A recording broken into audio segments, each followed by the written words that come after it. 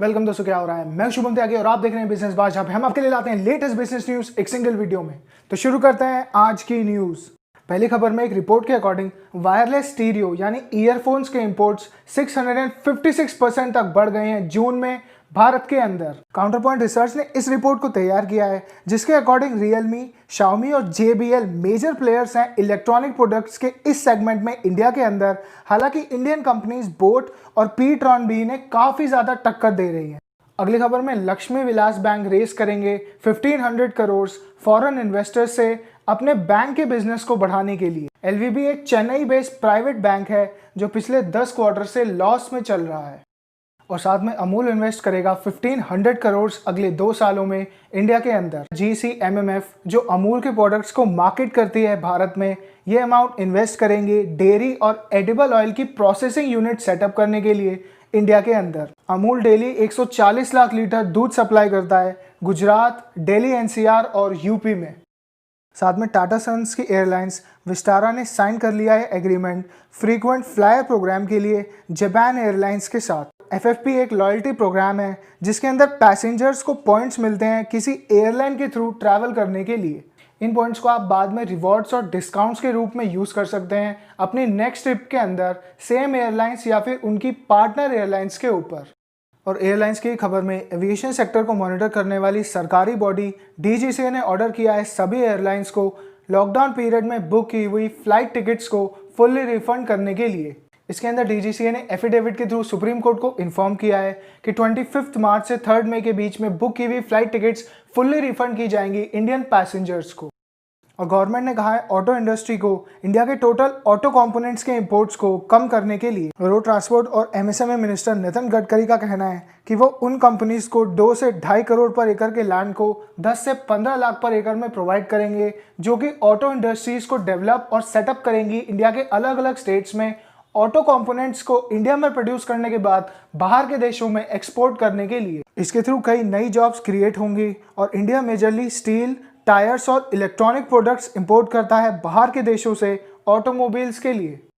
अगली खबर में एक रिपोर्ट के अकॉर्डिंग जियो के 5G लॉन्च से पहले ही काफ़ी सारी Indian companies already 5G technology solutions को ऑफर कर रही हैं इंडिया में। रिपोर्ट के according Cyient, ITI limited, tech Mahindra और स्टरलाइट टेक्नोलॉजीज जैसी इंडियन कंपनीज ऑलरेडी 5G के चिपसेट्स और हार्डवेयर को डेवलप कर चुकी हैं। भारत में 5G ट्रायल्स और लॉन्च के लिए कंपनीज बहुत तेजी से काम कर रही हैं।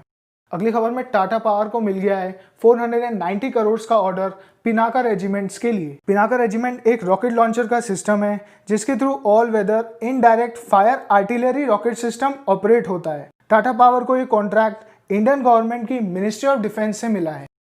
साथ में RBI की नई गाइडलाइंस के हिसाब से स्टार्टअप्स के लिए लोन्स को अब PSL यानी प्रायोरिटी सेक्टर लेंडिंग बना दिया गया है। इसके अंदर एग्रीकल्चर और उससे रिलेटेड सर्विसेज से जुड़े स्टार्टअप्स को 50 करोड़ तक के लोन्स को क्रेडिट करने पर अब ज़्यादा फोकस किया जाएगा।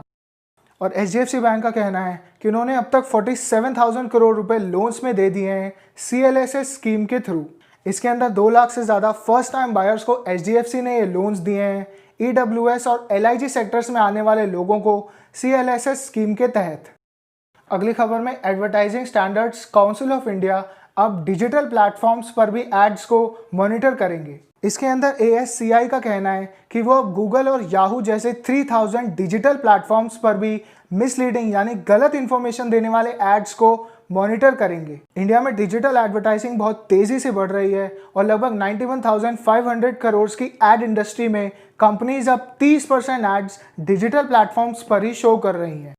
और साथ में गवर्नमेंट प्लान कर रही है 69,000 पेट्रोल पंप्स पर इलेक्ट्रिक व्हीकल चार्जिंग के कियोस्क को लगाने के लिए। इसी के साथ सरकारी कंपनीज BPCL, HPCL और IOCL के पेट्रोल पंप्स पर EV चार्जिंग स्टेशंस को सेटअप करने को कंपलसरी भी किया जा सकता है। और इलेक्ट्रिक व्हीकल्स में ही बॉश ने 26% स्टेक ले ली है इंडिया की इलेक्ट्रिक व्हीकल कंपनी सन मोबिलिटी में। बॉश एक जर्मनी की कंपनी है जो कि ऑटो सेक्टर के लिए कंपोनेंट्स बनाती है, जिन्होंने पिछले कुछ समय में अपने बिजनेस को इलेक्ट्रिक व्हीकल्स के लिए टेक्नोलॉजी को डेवलप करने पर फोकस कर लिया है। और former RBI governor C Rangarajan का कहना है कि इस फाइनेंशियल ईयर में स्मॉल पॉजिटिव जीडीपी ग्रोथ देखी जा सकती है। इसके लिए उनका कहना है कि लॉकडाउन में भी एग्रीकल्चर, डिफेंस और एसेंशियल गुड्स की सर्विसेज चल रही थी, जिसकी वजह से ये ग्रोथ हो सकती है। अगली खबर में फ्यूचर रिटेल को लॉस हुआ है 471 करोड़ का जनवरी से मार्च के क्वार्टर में। पिछले फाइनेंशियल ईयर में कंपनी को इसी क्वार्टर में 203 करोड़ का प्रॉफिट हुआ था, जो इंडिया में बिगेस्ट रिटेल स्टोर्स बिग बाजार, इजी डे और एफबीबी को चलाते हैं। और इसी के चलते कंपनी ने पिछले महीने अपने रिटेल के बिजनेस को बेच दिया है रिलायंस इंडस्ट्रीज को लगभग 24,700 करोड़ में। और साथ ही एक सर्वे के अकॉर्डिंग 80% इंडियंस कोई ट्रैवल नहीं करना चाहते हैं इस बार अक्टूबर से शुरू होने वाले फेस्टिव सीजन के अंदर। जनरली सितंबर से दिसंबर भारत के लोग सबसे ज़्यादा ट्रैवल करते हैं, बट इस बार कोविड-19 की वजह से काफ़ी लोग अपने प्लान्स को चेंज कर रहे हैं और इसी की वजह से ट्रांसपोर्टेशन और टूरिज्म की इंडस्ट्री पर और बुरा असर पड़ेगा। और अब आईसीआईसीआई और एसबीआई बैंक के बाद आरबीएल बैंक ने भी अपने कस्टमर्स को कार्डलेस कैश विड्रॉल की फैसिलिटी दे दी है। इसके अंदर बैंक की ऐप को डाउनलोड करके लोग बिना डेबिट कार्ड के होने पर भी कैश को निकाल सकते हैं एटीएम्स के थ्रू।